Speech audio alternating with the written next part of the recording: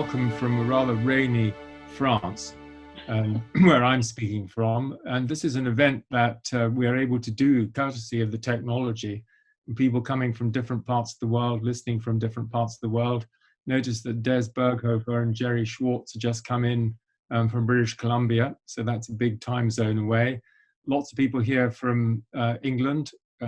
If you like to say where you're listening from, then do feel free to put that in the chat box, and then we can all see where we're coming together from. Today, as I think all of you know, is in fact the 200th birthday of Florence Nightingale. And a parallel reality, I was just saying to Deva-Marie and Barbara that we would have been at a service at Westminster Abbey, which was going to take place today. We would have had to have been seated by now. The service would have started at 6:30 p.m., so in about 25 minutes, and would have been attended by an extraordinarily distinguished lot of people. So sadly, that is not to be the case. That's not the case. We're in the actual reality, and that means that we are having this not live in London, but online. But it's no less significant for that. And before I just say something about the speakers, I just want to give you a quotation that I found only a few months ago from Florence Nightingale when she referred to the secret of her success. And I'm sure I've been corrected by Barbie and Deva-Marie if I get this wrong, is that I neither took or neither take nor give excuses. And I thought this was a very interesting observation of not taking or giving excuses, but just getting on with things and taking responsibility, which is so important. But that stuck in my mind from a few months ago. So tonight, we're looking at, this morning, it's for our presenters from the US, where we're looking at the footsteps of Florence Nightingale, celebrating heritage and history, and within the context of our current situation. And we couldn't have anybody more expert to talk about this than the two speakers we have with us this evening. And that's Deva-Marie Beck and Barbara Dossey. Deva-Marie and I, we don't know each other, so we're just meeting each other here online. Barbie and Larry Dossey and I go back to, I think we were working out 1993 when Larry came to speak at the Mystics and Scientists Conference, and he's been at a number of conferences since. And Barbie's book was one of the book prize books from the year it came out, and you'll have to remind me what year that was. That was 2000. 2000. God, it's 20 years ago. Goodness. Well, if you haven't read Barbie's book on Florence Nightingale, Illustrated Biography, is a beautiful book and incredibly authoritative and informative, and you'll be really amazed at the detail in that book. And I'd just like to make one other observation, is that Florence Nightingale was the first woman to be admitted to the Order of Merit, which was founded by Edward VII during his reign. And she was the only woman for quite some decades after that. And so it's a measure of her distinction that she was, this honor was conferred on her towards the end of her life and her career. So anyway, without further ado, over to you, and we really look forward to a really enjoyable couple of hours. Thank you. Thank you, David. David, thanks so much. It is a treat for Deva and me to be here today to share with all of you. And I want to say from the very beginning that Nightingale would be, I'm sure, an honorary fellow of the Scientific and Medical Network. She was very much aligned with the philosophy of the organization and your mission. As you see on this screen, I am currently the co-director of the International Nurse Coach Association, co-director of the Integrative Nurse Coach Academy, and also with Deva, the international co-director of the Nightingale Initiative for Global Health. And I'm speaking from you today from my home office in Santa Fe, New Mexico. And I'm Deva-Marie Beck, and I'm with Barbie, Dr. Dossey, International Co-Director of the Nightingale Initiative for Global Health. And I'm speaking to you from my home office in Canada's National Capital Region, Gatineau, Quebec. It's a pleasure to be with you today, Barbie, and to be hosted by you, David. Thanks so much, and welcome to everyone who's listening. And to all the people that are with us, we want to say thank you for taking the time to take this journey with us. And I will be presenting a little bit, and then Deva will come on, and then I will come back on toward the end. What we want to do, first of all, is to start with, and Andrew, my Zoom is not going forward.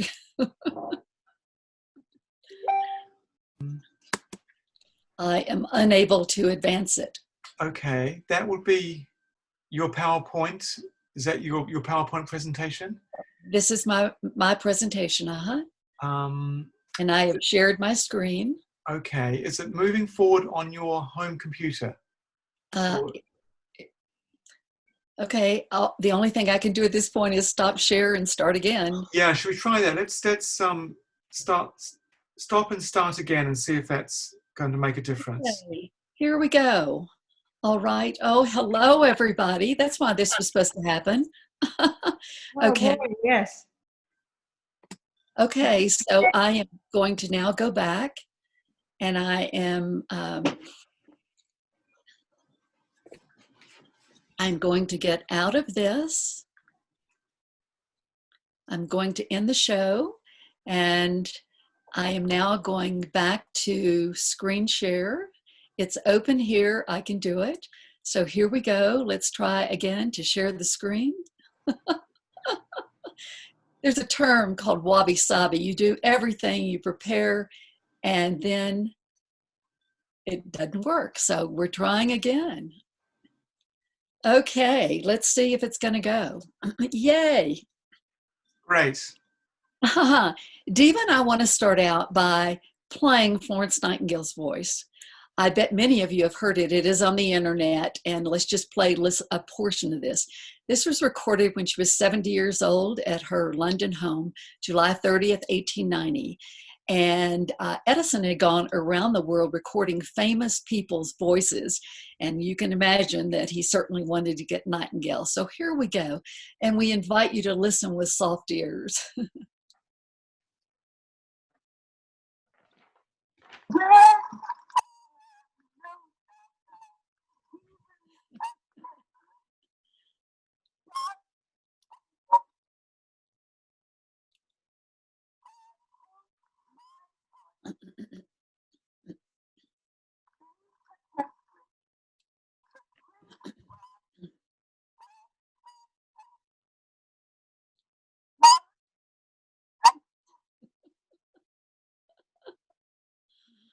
Oh. So as David said, today is Florence's birthday, literally May 12th, 2020. It's her 200th birthday, and it's the bicentenary of her birth, and it's also the year of the nurse and the midwife. And let me say that the World Health Organization designated all of 2020, not just this week, Nurses Week, but 2020 is the International Year of the Nurse and the Midwife. In the 1870s, Florence Nightingale pondered what nurses could be in the future. And we are the ones that she envisioned, and this will make more sense. And we are working with all of you as concerned global citizens. So this global COVID crisis has certainly given us a renewed understanding of what we mean when we say we are all in this together. And as of May 6th, 2020, the International Council of Nurses, which is based in Geneva.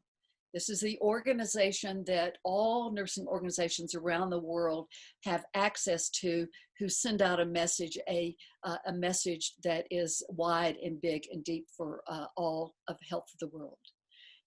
The ICN estimated at least 90,000 healthcare workers were infected worldwide on May 6, 2020, and more than 260 nurses have died. Florence Nightingale wrote in Notes on Nursing in 1860, she said, every nurse ought to be careful to wash her hands very frequently during the day. And if her face too, so much the better. And of course, Nightingale had about 3 or 4 more paragraphs about the details about how you would do this. She said for nurses, it's to inspire by our energy and our work, by our sympathy, our power of feeling for others, to be centers of kindliness and goodwill. So with this understanding, we also have a renewed appreciation for caring and compassion and commitment that nurses globally are bringing to humanity during this global crisis. Deva and I have 4 objectives in our time together, and we will be exploring Florence Nightingale's legacy of caring, health, and healing, local to global. We will examine the role of integrative nurse coaching and interprofessional collaboration to assist clients with new awareness and choices for health and well-being. We will discuss healthcare practitioners' roles with the integration of the UN's 17 SDGs. And let me also say, when we come to this part of the presentation, think of yourself joining healthcare practitioners, because people in the scientific and medical network and the people that y'all work with are interested in how do we sustain humanity to create healthy people living on a healthy planet. And this requires all of us as concerned global citizens. And then this 4th one, we must consider what each of us can do and be aware as we move forward as a humanity. Having seen those 4 objectives, Deva and I invite you right now just to take a deep breath. Take that breath in and literally invite yourself to go inside your breath and set your intention for what you would like to receive during this webinar. And I will be back in a few minutes.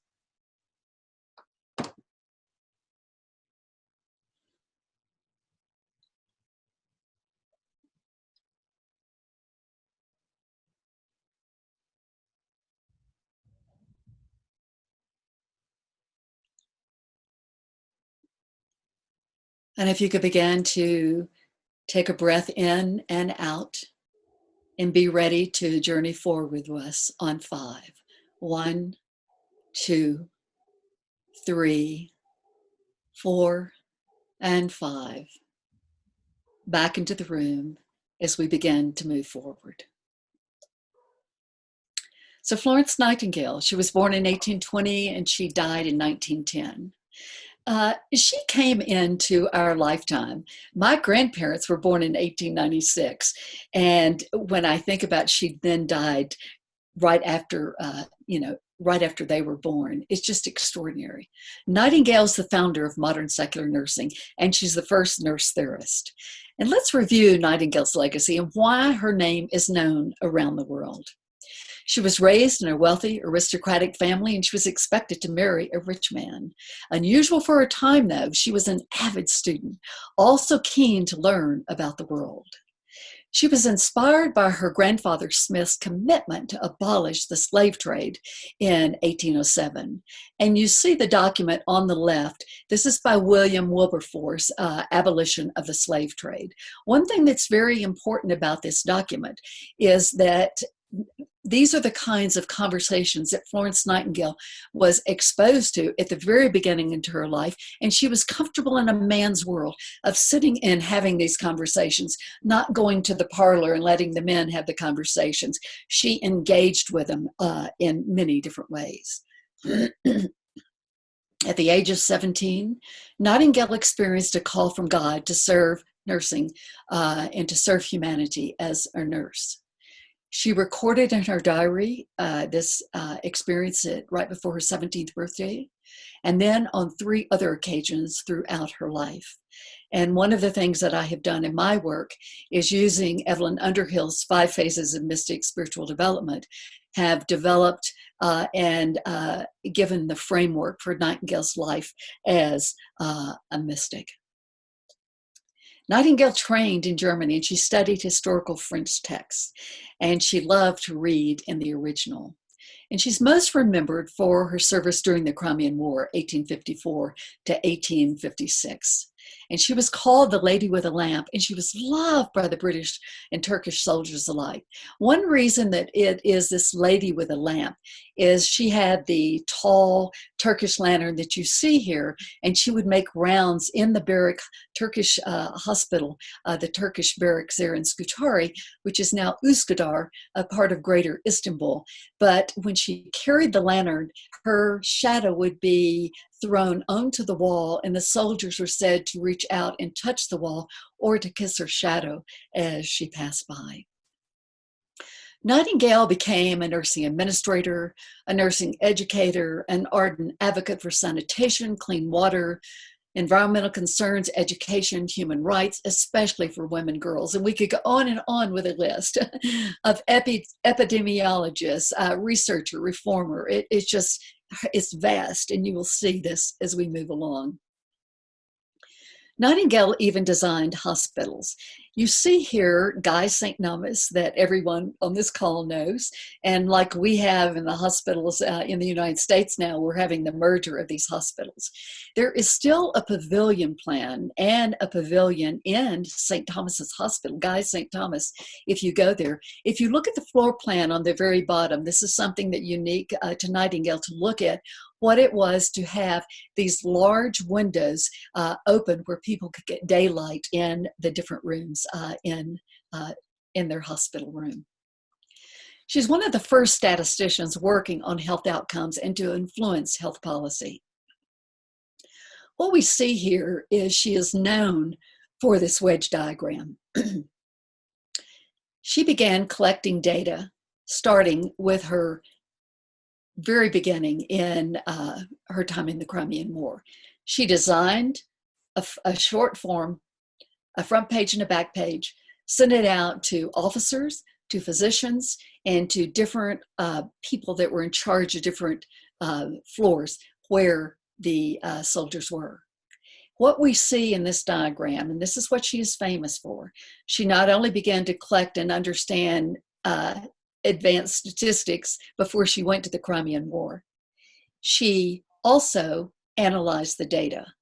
And then she came home from the Crimean War, and then she had meetings with Queen Victoria, wrote over 200 Army documents. What we are seeing right here, this is what is called an exploded pie chart. And what we see is the wedges are each month that she is in the Crimean War. So from the center out, the red, I mean, the original is very vivid, but we're looking at kind of a pink here. This pink red here, this is from war wounds. From the center in that particular month, the black that you're seeing is death from primarily 6 other fevers that were identified. All of the turquoise that we are seeing here is from preventable illness, and we will get into that as we move forward with the UN 17 Sustainable Development Goals and our role in these as we move forward as a humanity. Nightingale widely is regarded for advocacy and cultural integrity and cross-cultural understanding. This is the famous painting, The Mission of Mercy. If you have never seen it, go to the National Portrait Gallery, and there it hangs. We see Nightingale here in the center of this painting. She has the lace bonnet on. She loved Buckinghamshire lace, is what she wore. She has pencil and paper in her hand. We happen to know the people that are standing, the majority of these officers and physicians, we know who they are. We also know that she is speaking several different languages. She's loved across the whole world. All the member states of the United Nations, 195 member states, most of them have a stamp on Florence Nightingale. And I will say today, around the world at 12 noon, nurses globally were taking a moment to pause to remember Florence Nightingale and her legacy, and for them to reconnect with their calling for the work in this COVID chaotic time. Nightingale was a leader in crafting the first Geneva Convention in 1864. With 2 other physicians, she wrote the document, and she worked on it 3 more with the revisions later on in her life. What's important to know about this is Nightingale's work with the first Geneva Convention. All of this laid the foundation then, key steps in founding the International Red Cross, that then led to the League of Nations and then to the United Nations. When we speak about the International Red Cross, what is so important here is Henri Dunant, who was the Frenchman that founded the International Red Cross, gave all of the credit for his vision for doing this for Florence Nightingale's work during the Crimean War. She wrote more than 14,000 letters in the archives. The Florence Nightingale collection at the British Library is the largest, it's the second largest Victorian collection. Prime Minister Gladstone's is larger than hers. And she also wrote over 2,000 other documents and 200 more army documents. And what I was going to say is there are, in this 14,000 letters, there are also the private collection. And that private collection primarily is at Claydon House now in England. She's best known as the author and well known for her skills in communication with the public. You certainly know her Notes on Nursing was published in 1860. It was a 79-page document, and within 6 months, though, it was expanded to be 229 pages, and that became the first nursing textbook, and this book is still in print. Deva and I have chosen to also put a picture here of Notes on Hospitals. The first edition was 1859, but the one that you are seeing here, we put an 1863 in there. And the reason for that is in the preface, when she revised this Notes on Hospitals, she wrote in the first sentence in the preface, "The hospital shall do the patient no harm." And she called all of these skills health nursing throughout her long life. And the 1893, her last great essay, was in this book, Women's Mission. Deva will speak to this a little bit later. And this was the Royal British Commission Chicago Exposition in 1893. And again, this will have great relevance as we go forward, presenting the UN Sustainable Development Goals. And she said, health is not only to be well, but to use well every power that we have. So we are challenged to explore integrative, integral, and holistic methods and the root cause of our problems. And now what we're to do is to discover health and wellness coaching approaches. And what is key here is COVID-19 is going to collapse everything that we know in healthcare that is not working. All of the deficiencies throughout the world in healthcare have literally been pointed out. So as we are part, and all of you listening, and we're all in this together as global citizens, how do we once again come together? And we want to discover health and wellness coaching approaches. People do not like to be told what to do. So what we can do is we can go into communities. And if you have never worked with a group of nurses, please put that on your list to find out what nurses are doing in your community or different kinds of NGO projects. And so that we can work together to build upon the individual and the community strengths, instead of attempting to always try to fix weaknesses and just put a Band-Aid on things. So what we're doing then is we must move forward to engage in co-creative coaching processes with families and communities and colleagues. And this will lead to achieving desired goals that can be sustained. So let's reflect upon all of our challenges. So we have an idea, and out of that idea, we enhance and we use all of our senses: hearing, seeing, feeling, touching, kinesthetic, and we literally have to taste it. We have to feel our passion. We have to know what it is, and we can't do it alone. And this is key to the partnerships that Deva will speak to when we look at the SDGs in a few moments. So when we have heightened degrees of awareness, we are able to make choices for our own life that make sense. We can look at all of our different choices, and then we can choose and maybe have one or two or three choices. We have to engage our imagination and our creativity, starting with the wee ones, even at the very end of life, when people are beginning to make their transition of what are they hoping for as they cross over into the next space. How can we help people?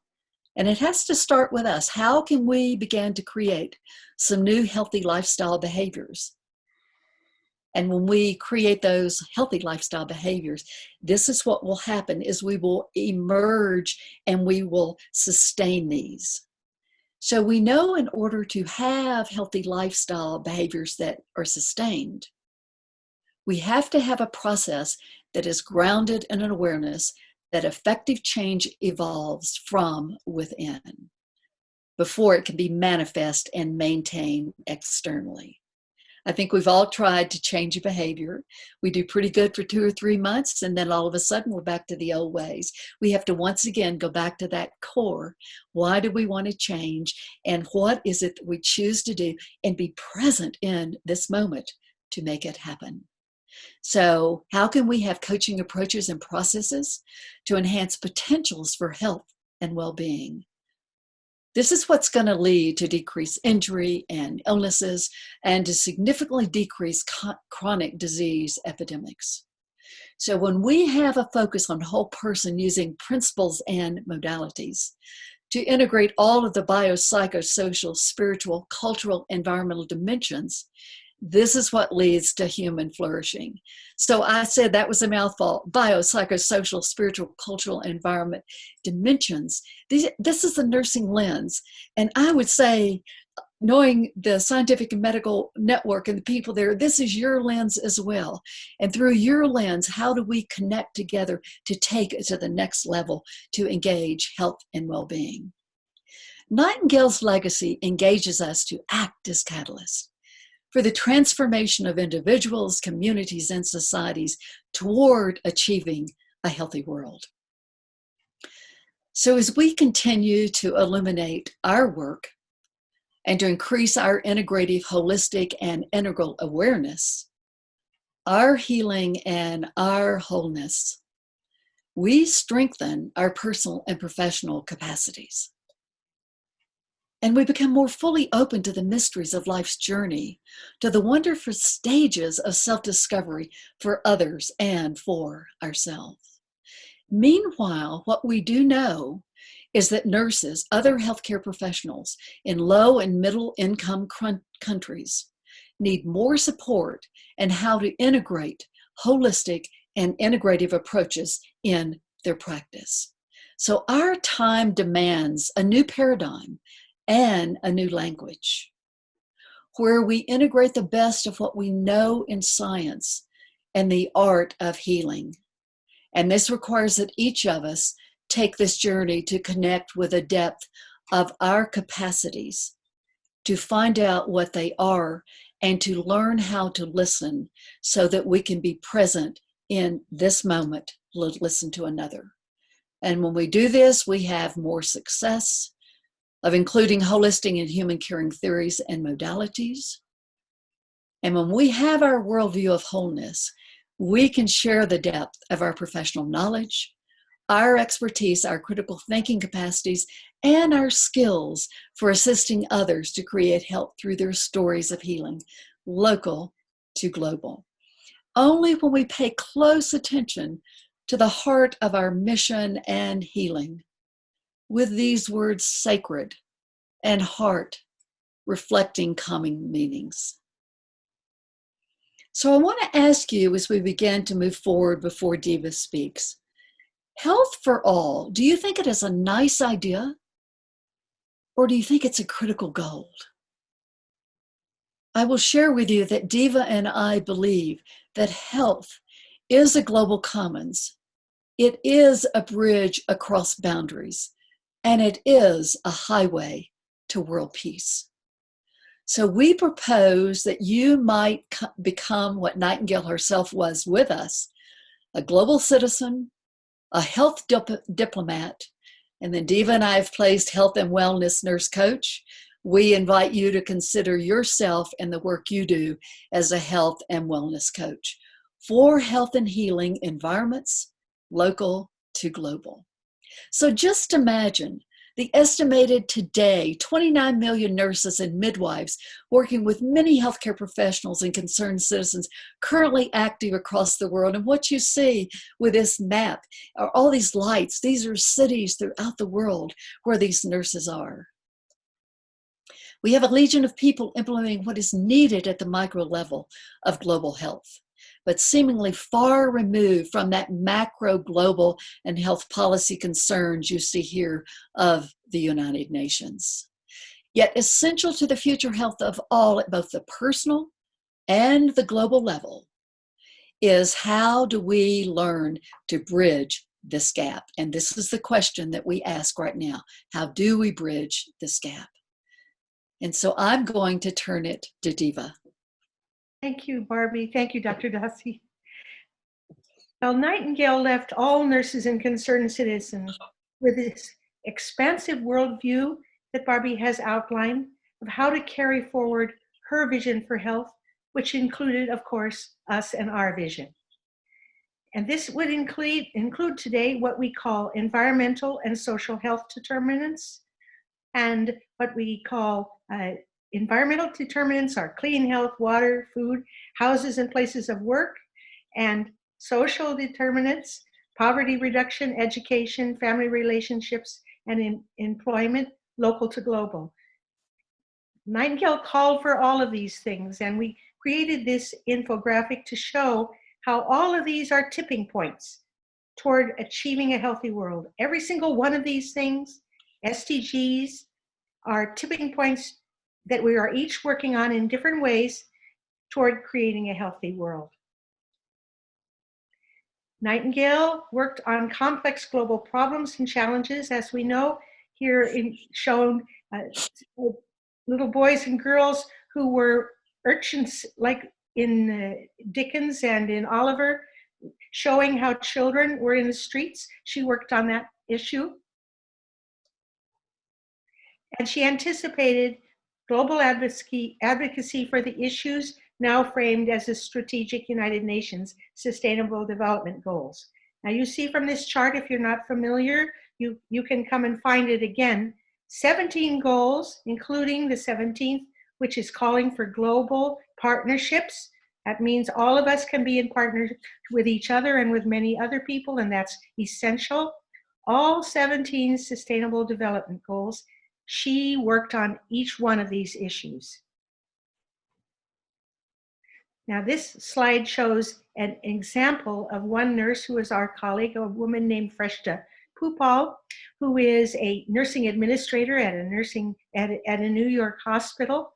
She took a summer off and went to the island of Lesbos to welcome refugees coming from her own country, to welcome them in her language. This is an example of how nurses are achieving the SDG agenda.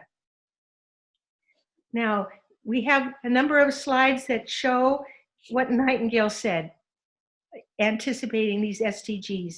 And so I will be reading these to you, and you can be reading and thinking about them together with me. Sickness or disease is nature's way of getting rid of the effects of conditions which have interfered with health. Sickness is nature's attempt to cure. And now, but what is nursing? Nursing is to put us in the best possible conditions for nature to restore or preserve health, to prevent or cure disease or injury. For SDG 4, quality education, I love this quote, it's almost my favorite. Oh, teach health, health, health, to the rich and the poor, to the educated, and if there be any uneducated, oh, teach it all the more. To young women especially, to young mothers especially. For SDG 5, gender equality, Nightingale pondered that women dream till they no longer have the strength to dream. Those dreams against which they so struggle, so honestly, so vigorously and conscientiously, and so in vain, yet which is still their life. For SDG 6, clean water and sanitation, of course, she's famous for this. This is one of her many quotes. When well water of any of a very impure kind is used for domestic purposes. And when an epidemic disease shows itself, persons using such water are almost sure to suffer. For SDG 7, affordable clean energy, of course, she wasn't thinking about renewable energy. That's for us to be considering. But we love this quote as an application for us today. Health is not only to be well, but to use well every power we have. Health is central. It is a central common thread running through all of the SDGs, all of them pointing directly back to the work that Nightingale had achieved in her time. And this, is, of course, is one of our very favorite slides, thinking about all these raindrops and this young man collecting everything that is needed for health.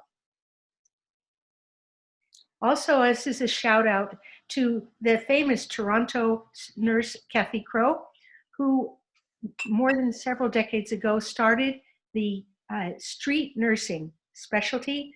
She devotes her entire career to advocating for homeless people and making sure that they have what they need. This is an example of how the UN SDGs relate to nurses and concerned citizens, each of us, as we work to achieve these today at our own grassroots levels everywhere. And this is a shout out to the International Council of Nurses that Barbie mentioned before. They are now also strongly advocating for nurses to see the Sustainable Development Goals as our work to advocate for. Kudos to the ICN. And also now to the Nursing Now work that has been 3 years, focusing on helping nurses to be prepared to celebrate the 2020 year as strongly as we are. Nursing Now groups across the world. And just on April 7th, the World Health Organization released the State of the World's Nurses. This is indeed the first time that WHO has ever done this for one group of people, as a compelling case for investing in global nursing and everything that nursing does, including for education, jobs, and leadership. And notably, in this particular document, it focuses on nurses advocating and working to achieve universal health care and the 17 Sustainable Development Goals. Every single one of these goals, not just the health goal. Now, how do we create a culture of health? How do we create that? And we have created 3 ways to understand that with recommendations. The first one, of course, this is the one that we all see now with the COVID crisis.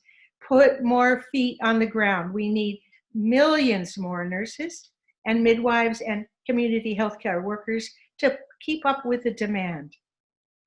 Barbie? Yes, we need them to strengthen, develop, and educate, and to sustain health across the world. Millions more. These nurses, just back quickly, Barbie, if you may. These nurses are working in West Africa during the Ebola crisis. Millions more are needed, as we now know. Now, second, and this is important and something that is overlooked again, we need to see the connection between mothers and their health and health and development.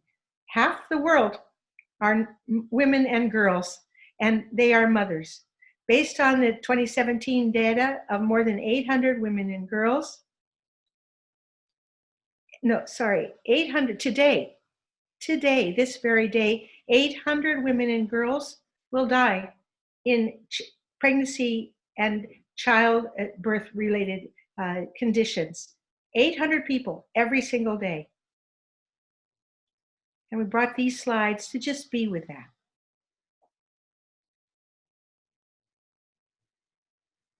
That's one woman suffering and dying every 1 3/4 minute of every day, 365 days every year. And that's still happening. And many of them are dying alone. Now, why is this important? These are preventable deaths and suffering. Why is this important to be considering even in our privileged places? When mothers die, their families and their communities suffer, and they lose their food security, they lose their viable economies, they lose their environmental sustainability, and their human security. All of these related to the 17 SDGs, all of these health determinants that disappear when mothers die.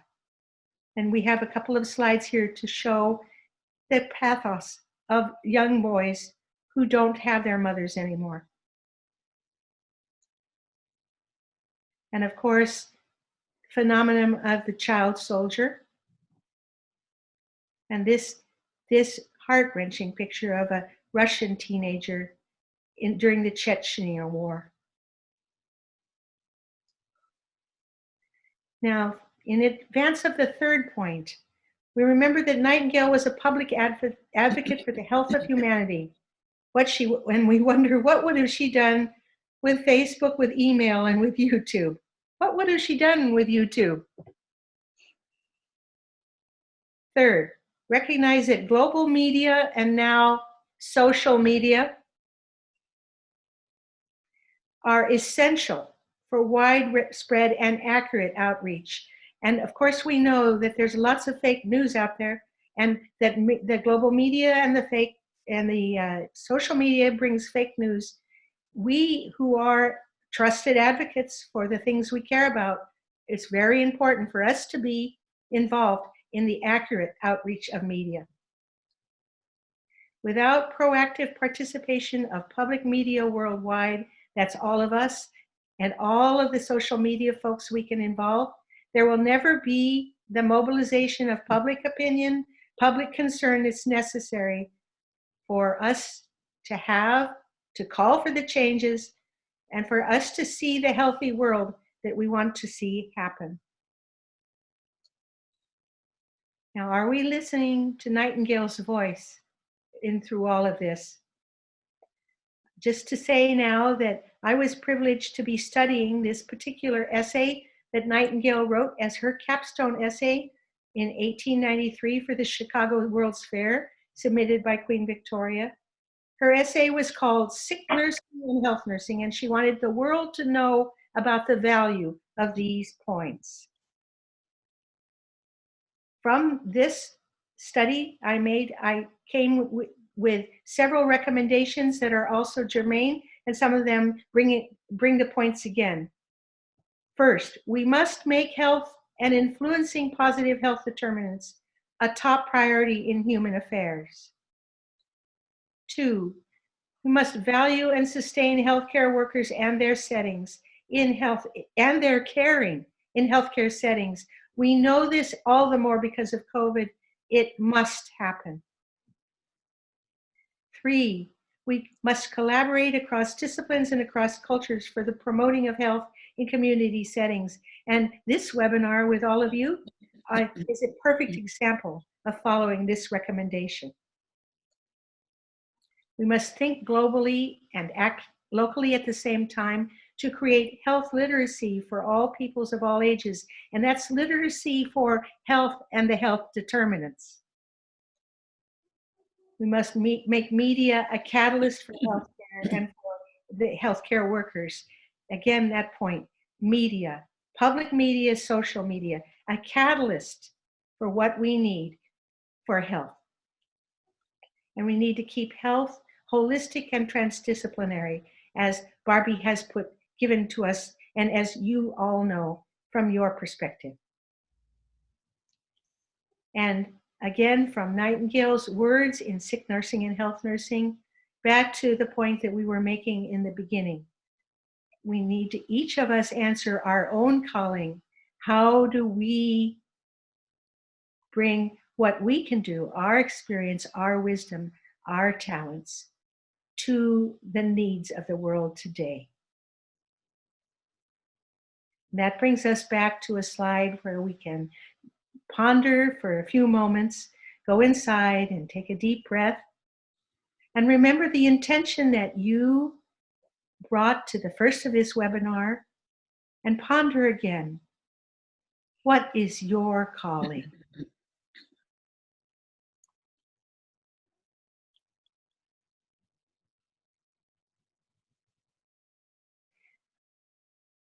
And now coming back to the webinar, I'm privileged to read to you the poem that I created in 1996 that was the beginning of my calling to talk about today in a world that needs healing and to be rekindled with love.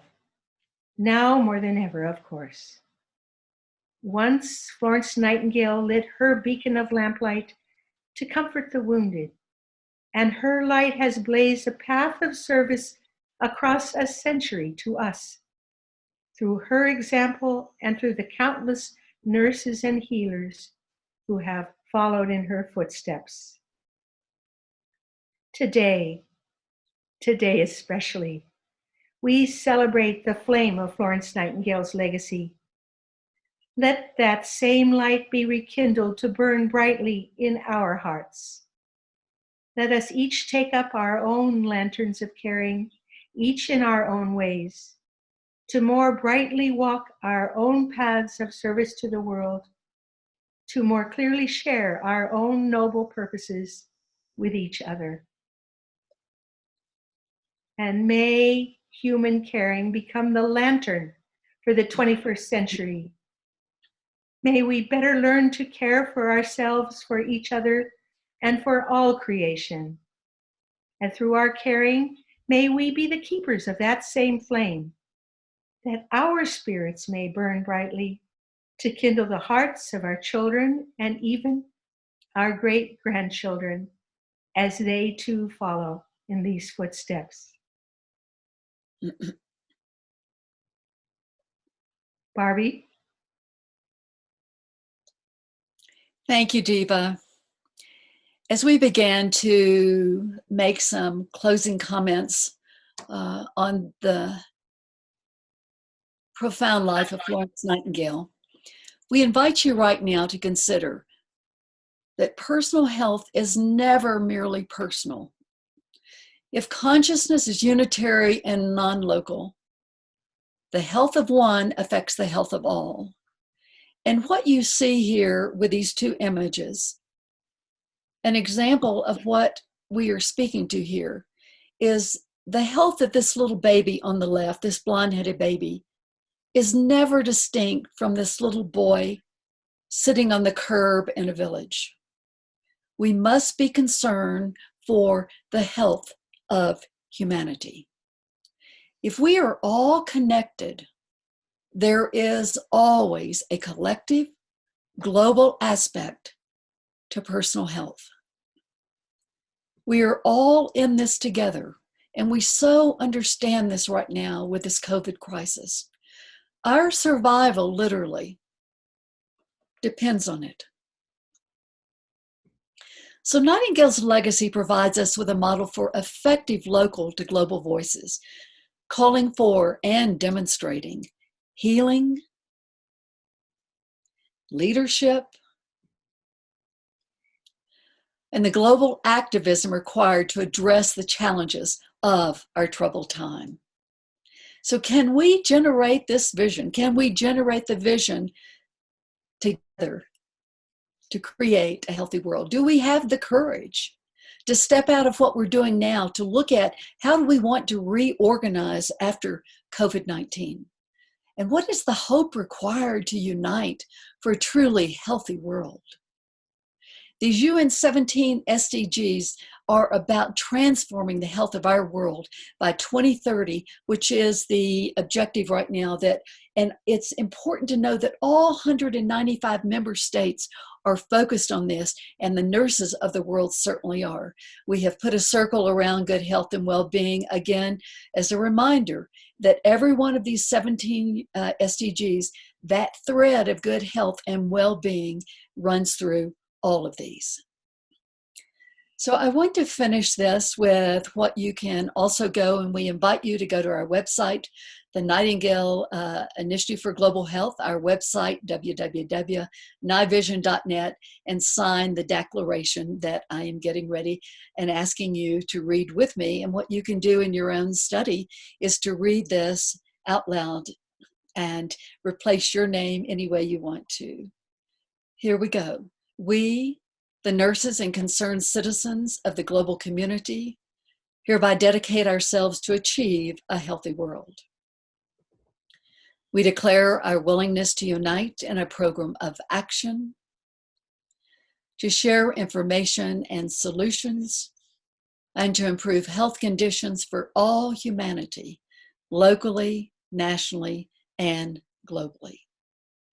We further resolve to adopt personal practices and to implement public policies in our communities and nations, making this goal achievable and inevitable, beginning today in our lives, in the life of our nations, and in the world at large. Can we hear Nightingale's voice? This is a picture of Nightingale at age 70. At this point in her life, she was still working a little bit, but she had truly moved into the unitive state of consciousness and was able to look back and now mentor the young people to take her work forward. So let's once again listen to Nightingale's voice and listen with soft ears.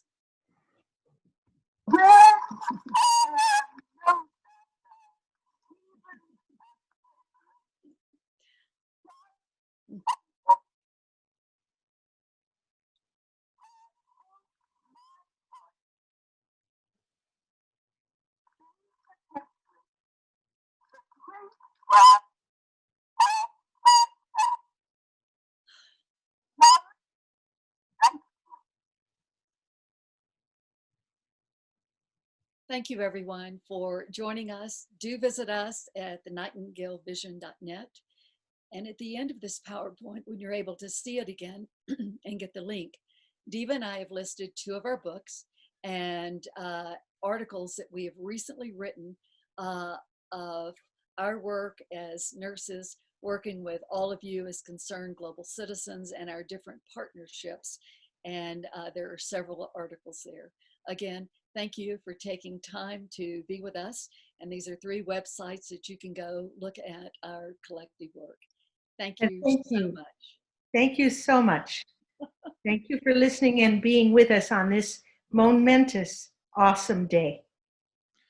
Well, thank you so much, both of you, for that very inspiring overview and engaging us in the questions of creating a culture of health, but with a perspective originating in this vision of Florence Nightingale during the 19th century. So I think we one of the things we really have to ask ourselves, as you suggested individually, is how do we understand a culture of health, and what does it in fact depend on? What are the components of a culture of health? And one of the things that struck me, partly because I read an article about it yesterday, was the work of the agriculturalist Sir Albert Howard, who worked in India for many years. And what he was very clear about was that you had to start with the health of the soil. And you had healthy soil, you'd have healthy plants. If you had healthy plants, you have healthy animals. And if you have healthy animals, plants, and soil, then you have healthy humans. And we risk losing sight of these fundamental elements and the connection between agriculture, food, and health, and environment and health. And as you also pointed out, between community and health. So there are very many different dimensions of what it would mean to create a culture of health. And I would hope that when we come out of this period, that we can actually put more emphasis on flourishing, on health, on well-being, and caring for each other, and transform our systems So they're based on these values, not based on the militaristic power concepts that we have instantiated at the moment. So thank you very much indeed for that perspective. And I open things up now for people to ask questions. But if you have any preliminary observations on what I've just said, then do go ahead. David, it is incredible. Florence Nightingale, as you can imagine, wrote widely and deeply on what you just spoke to. She even used the terms in her writing, particularly the work in India of the problem with cutting down all the trees, what it means to stop flooding, plant trees. She even used the term acid rain in her work. Right. So it's extraordinary, and she wrote about everything that you were saying there.